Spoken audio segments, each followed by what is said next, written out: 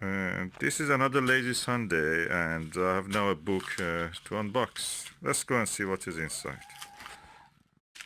Let's see what is here. Ooh, another book from the Oculum, the famous German publisher of astronomy books.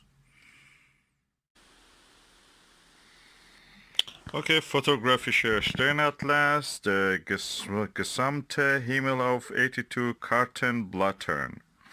So it's a photographic atlas of the sky by Alex Mellinger and Ronald Stoyan. I got this book after the need I felt for something that can show me how the objects and the stars look in the actual reality of the sky from the telescope or from a camera.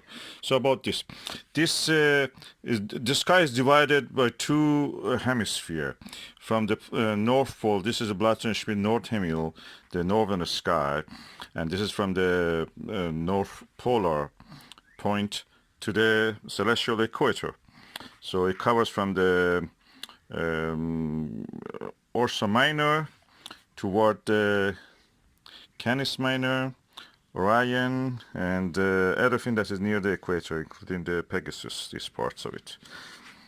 And then on the back cover, you see the southern hemisphere, from the South Polar celestial pole to the celestial equator, Ophiuchus, Serpent, Monoceros, and others that are near here. The book is quite large, I can tell you that. It's a quite large book, bigger than A4 size paper, definitely.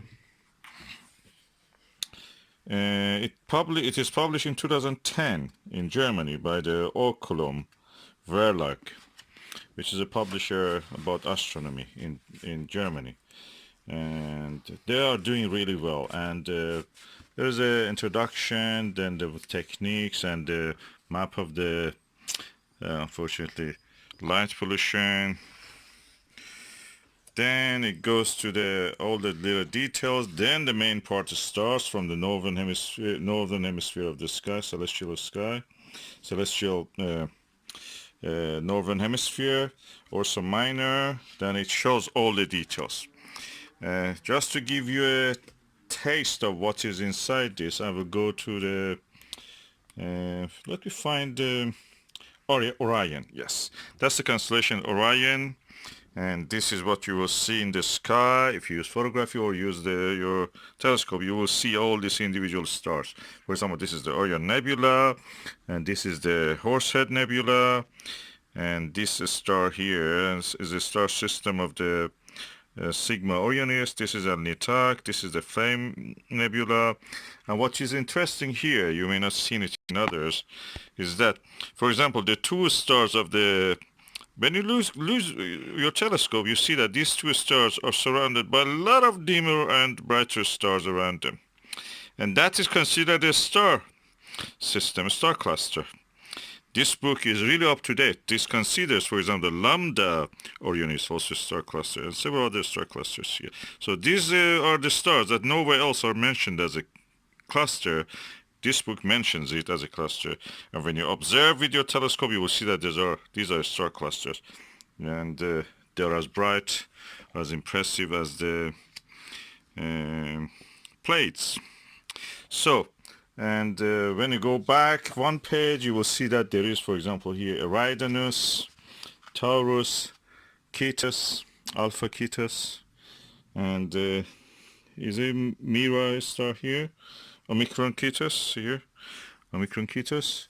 In this map here, I don't think you see Omicron Cetus here, Mira. But anyway, you have to look for it. Buy the book and see it. And if you go this page, you will see the Monoceros and the beautiful Rosetta Nebula and the star cluster, which is at the center with two star clusters close together here, another one here, and that's what you will see in the sky. So nebulosity of it probably you will not see under normal conditions, especially if you're living in the under light polluted skies. But you will see this star cluster. That's a good information. You see another star cluster here, and you know that what is this here. NGC 2306. So all in all, this is a lovely reference work. And this goes on and on and on and on, and it ends in the page. Let me see what page it ends. Okay, Southern Hemisphere, of course, you can see large and small Magellanic clouds. You can see Tarantula Nebula, Carina, and yeah. This is a small Magellanic cloud, and as you can see here, and yeah, many things to discover. This, I remember Donald Menzel's Handbook of Stars and Planets had star charts. They were black and white. Then I saw a Japanese book, better than the Donald Menzel's one.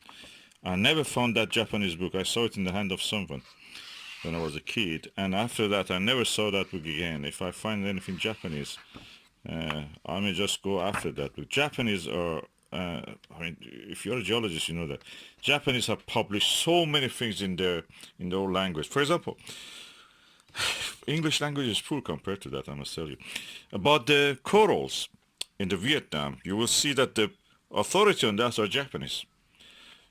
Coral reefs, of course, you know that corals are the source of the source rock for many of the oil fields are corals. And they have done vast studies, paper after paper about the coral reefs and, of course, the thin sections of them.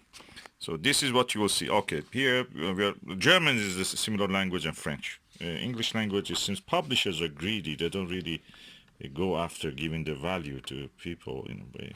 It's unfortunate. Well, anyway, that was a small Magellanic cloud again here, beautiful. And the book's end comes at page 176. So practically you have around more than 80 pages of photographs after photographs and chart after chart, accurate, to the point, new, valuable. So this is the book that I recommend everybody buys if you want to know. Not knowing German doesn't stop you using it, because the stars doesn't have any name on them. It's just a number usually, and deep sky objects. The names are not that important. The object itself, what you see, is important.